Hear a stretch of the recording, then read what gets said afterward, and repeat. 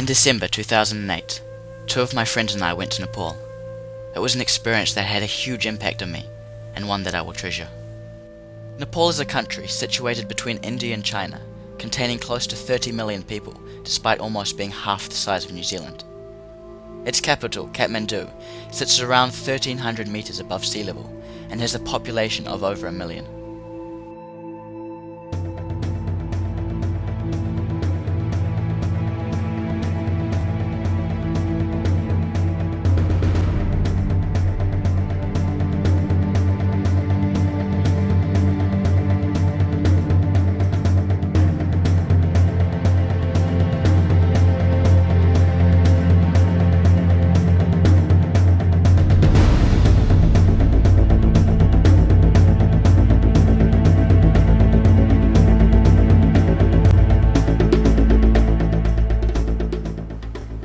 As soon as I stepped out off the plane and took in the view of the mountain ranges, I was hit with a freshness that was so overwhelming in comparison with the smoggy, polluted Kathmandu air.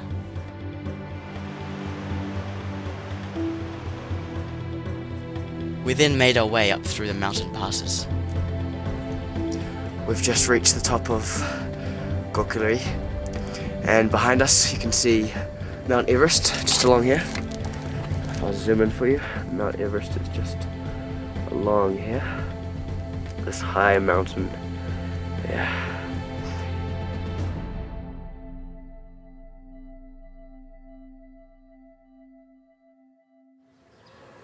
After 2 weeks of trekking, we arrived back in Kathmandu.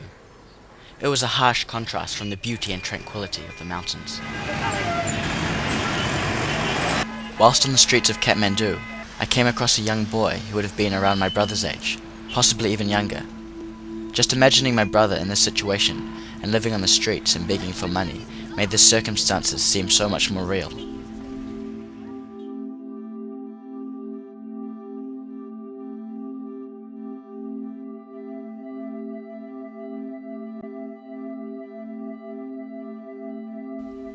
And this, unfortunately, is the reality for thousands of children in Kathmandu.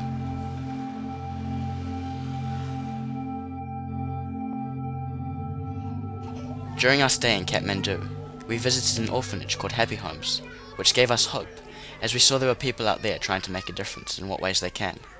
We talked to Bishwa, the founder of Happy Homes. He told us that whilst living in Kathmandu, he had seen hundreds of children sleeping on the pavements, sniffing glue and scavenging through rubbish in hope of finding something worth keeping. People can help in many ways. They can contribute their time and their skill to support like this type of organizations to make it better. Namaste! Namaste!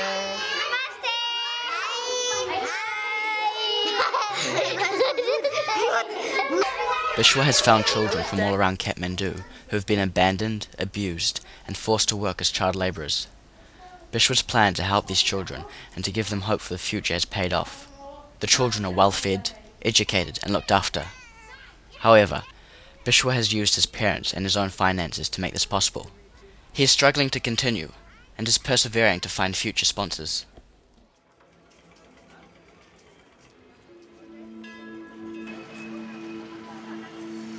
We spent some time watching the street children and seeing their habits and their addiction to glue. It is estimated that 95% of street kids are addicted to this cheap drug, and that some use as many as 15 tubes a day. I managed to capture footage of them, barely old enough to go to school. They were collecting glue from an older teenager. It was a sight that broke my heart, and one that I often ponder while in the warm comforts of home in New Zealand.